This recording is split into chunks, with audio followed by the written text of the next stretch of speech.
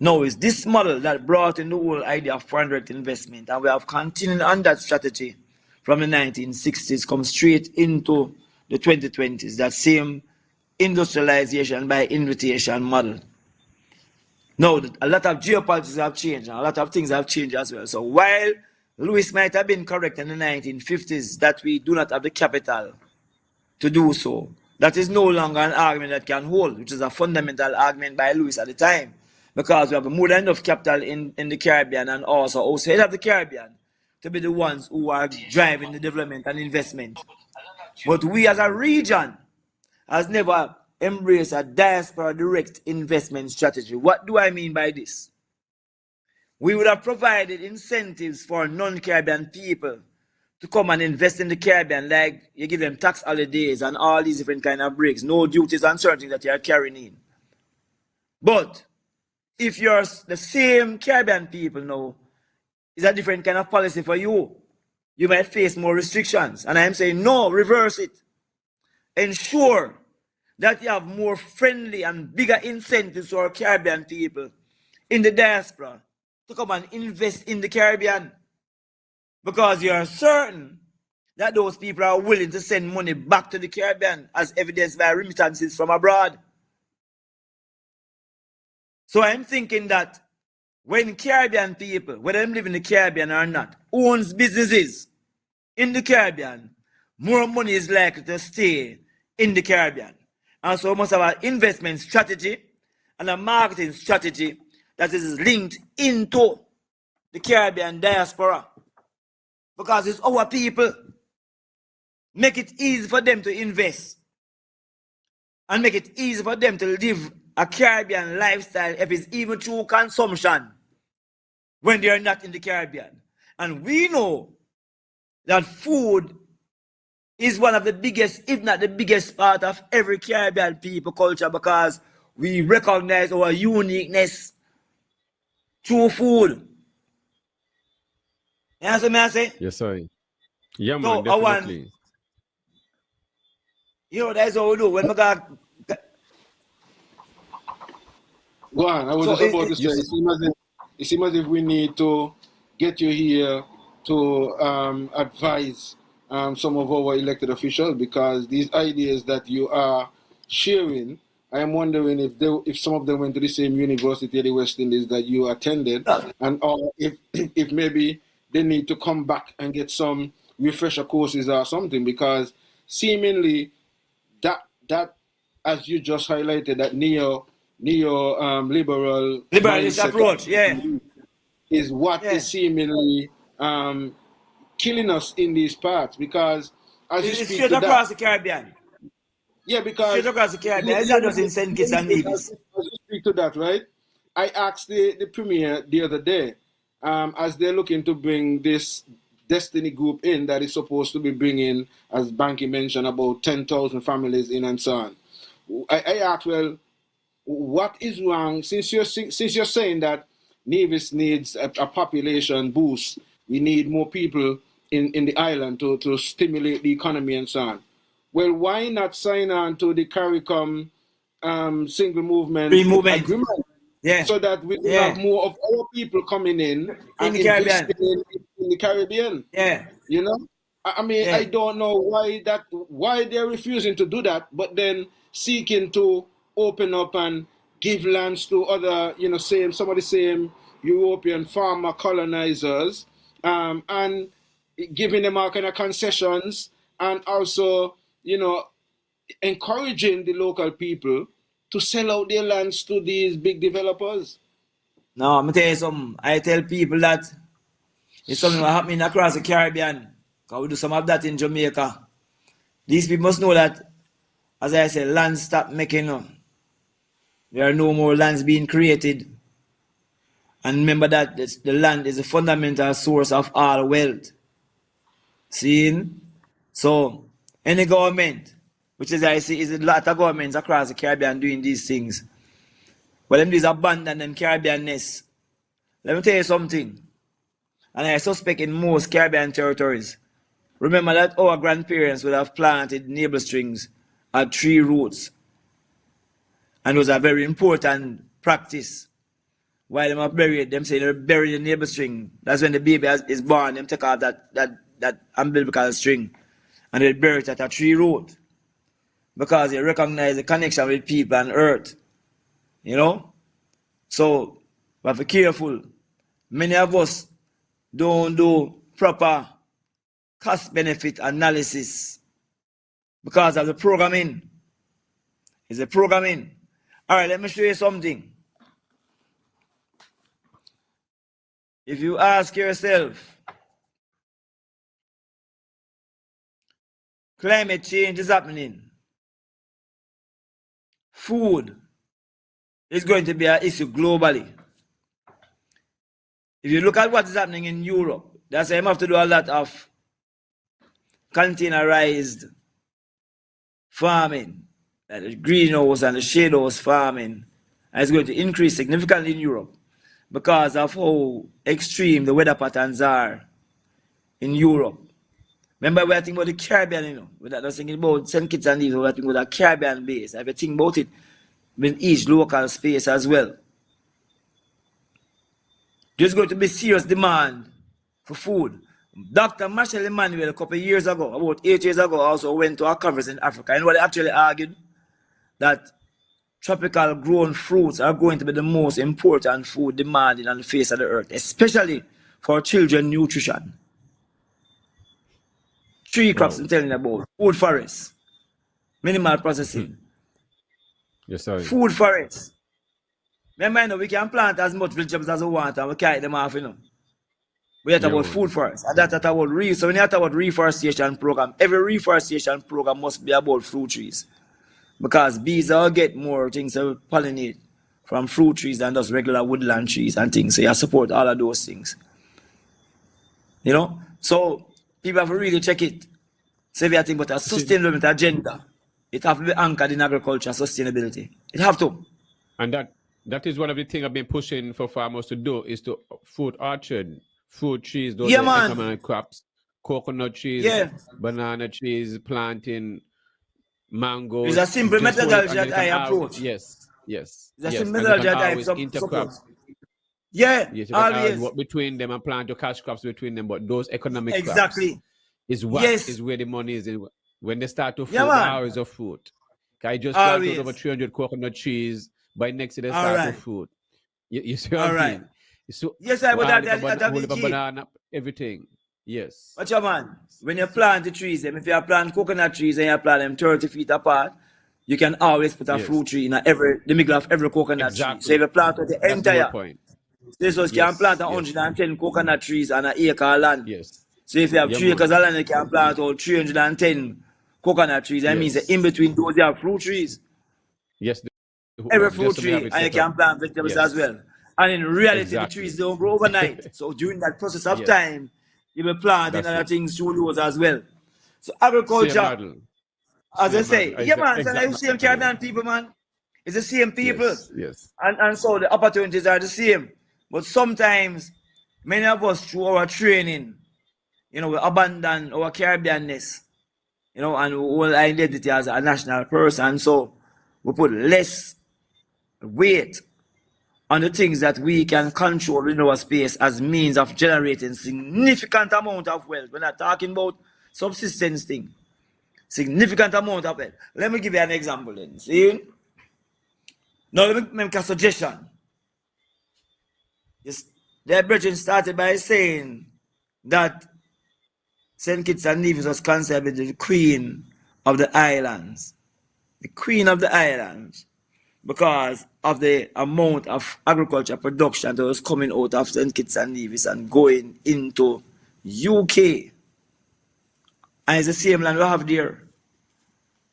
It is the same land. And if you go back and read your high school history book, if you read a high school history book, like a book like Caribbean Story, which tell about different islands and what they used to produce to support UK.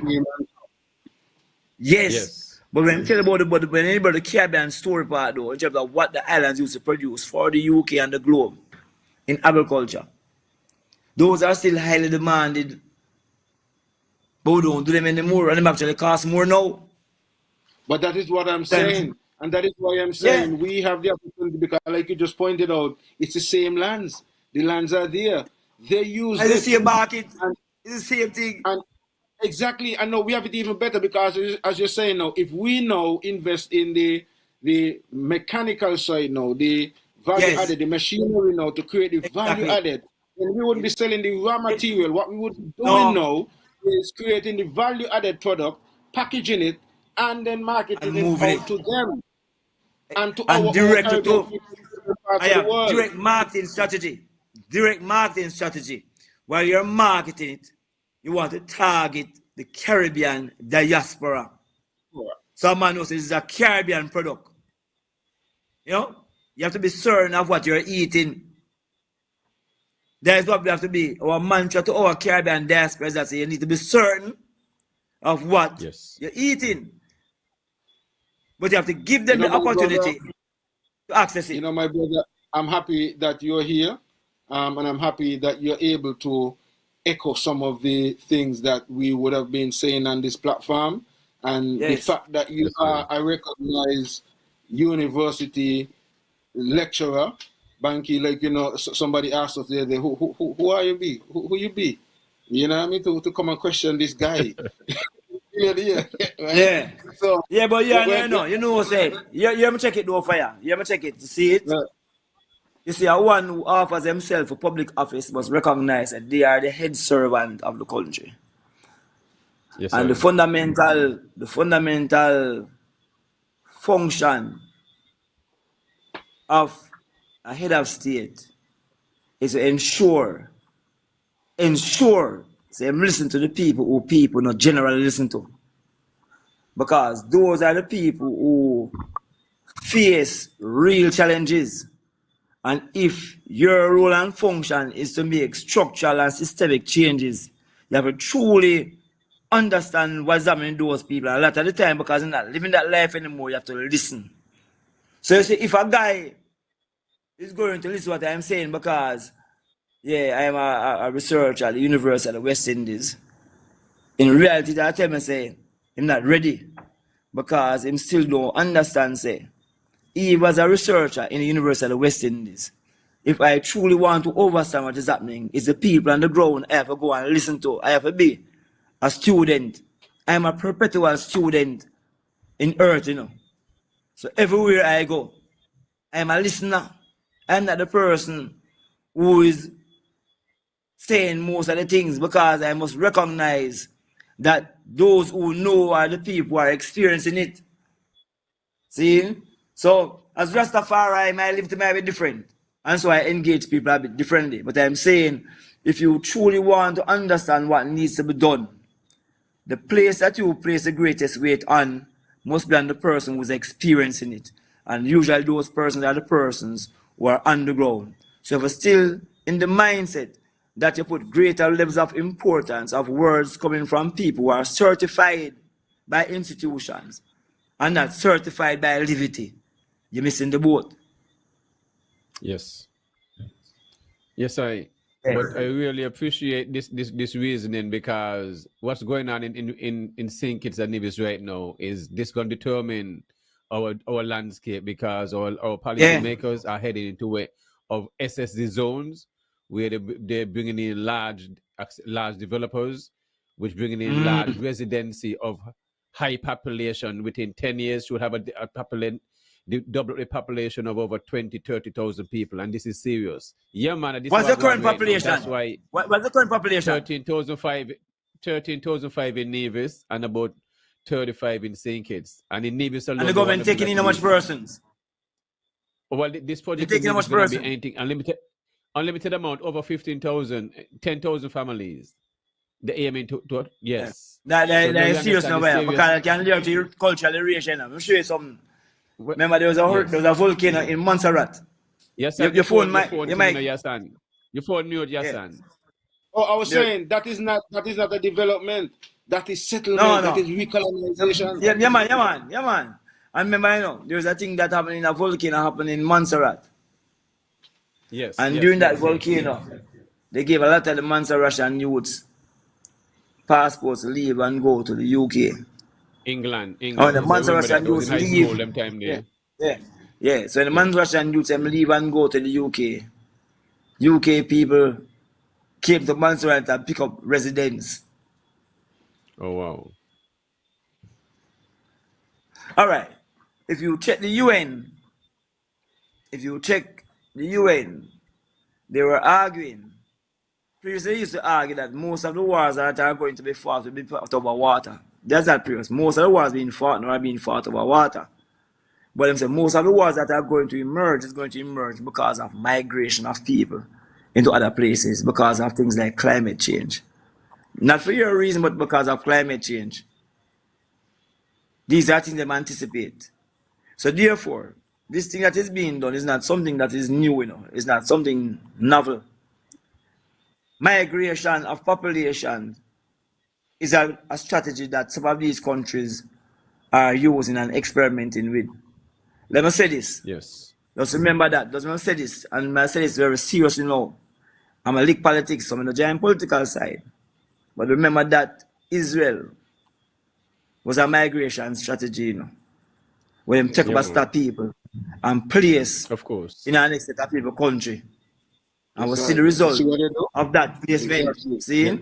So I'm gonna have to know what am I do. I'm gonna be careful. Because I have precedents.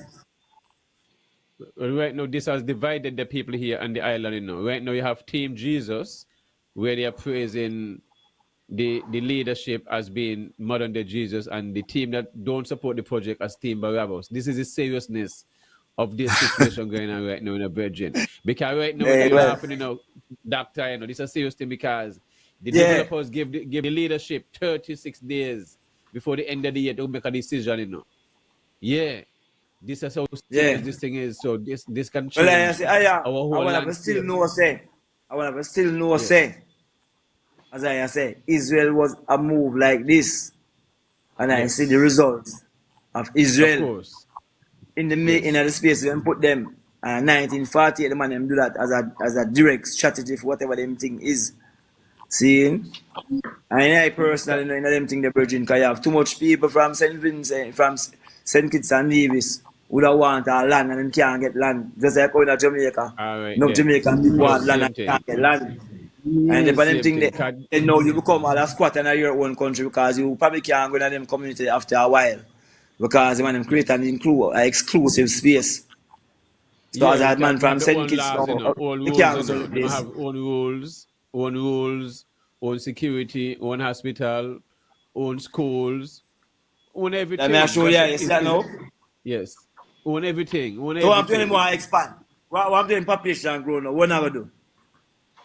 No. Now increasing population. No. Our government start increasing population. Yeah. What am I going to expand to? About that. They're not thinking about they must have a thing about that, because remember a guy if you know say if the government for serve the people for the future population, you're not serving people for people who are planning for dead, You're serving people for people who are planning to live, which is youths. So you're doing real planning now. You have to ask yourself, look at the long view, which is far eye. Where will St. Kitts and Nevis be 30 years from now, and how does this program of this community will impact our development? What will the population expand to be 30 years from now? And how we treat that? Where are they going to go? What kind of impact is this going to have on the population? Suppose that population expands faster than the native population, which I know with the St. Kitts and Nevis people. What does that mean? Are these people going to now start to demand some kind of political right for no them can have them own kind of government? Because the man, the population bigger than your population. Them can't say more have them own government. Professor, you ask us a very nice question, Professor. You ask us a very nice question. That is it right there. That is it right there. You know what I love with this, Banky? The professor is not necessarily familiar with the debate. He's not familiar with the politics. He's not familiar with the geography. He's just going based on what we're sharing and his knowledge of that kind of settlement and that kind of project and the implications it could have for us as a people. So I'm really we have to do that, Remember, them have to do that analysis, You have to do. All right. let me tell you something. If you go online and type in IFC Resettlement Action Plan, now this is not just a resettlement, because I'm bringing in people. The IFC, the International Financial Corporation, says that if you're going to have a major development, there are certain things that you have to do before you do these things. Especially if it means that will impact people, like, because that is in essence a kind of, it prevents you from settling in a particular area. I don't know if in the area, are there things existing already in that area, like people from St. Kitts and Nevis who live in that area already? At this point, no. It's an area that is more known for raising livestock and so on, and people would use the area because there's a lot of acacia trees and so on, so there's some people who would use it to burn charcoal and so on. So there's a all right. No. Well, that's important. That's important. Right. So more to get, even if I'm not on this program, you must go and get the resettlement action plan coming out of the IFC. And what it says, any kind of major development that is going to cause any form of displacement, including losing of livelihood, you must create a resettlement action plan before you do these kinds of projects. And then you must also do the long-term analysis to ensure that it don't create no further problems in terms of how you look at your broader development. See? So note, if you have people who are using the land for agriculture purposes, because under the resettlement action plan mandate, they don't see people as squatters on the land. Even if a man was there non-formally, because he may establish an economic system, which is a livelihood, that person must be compensated. You can't just remove them from the land like that. See, but the long and the short is, in order to do major developments, there is certain kind of planning that must take place, and that planning have to take into consideration the long view, in terms of how is it that these things are going to impact other development imperatives that we have for St. Kitts and Nevis, because it's a major plan. It is going to have economic implications, it is going to have social implications, it is going to have cultural implications, it is going to have environmental implications, and it is going to have political/governance implications within your country. And therefore, the analysis must take into consideration some of these things, and there are things that I am not even aware of that needs to be taken into consideration when you disaggregate those things.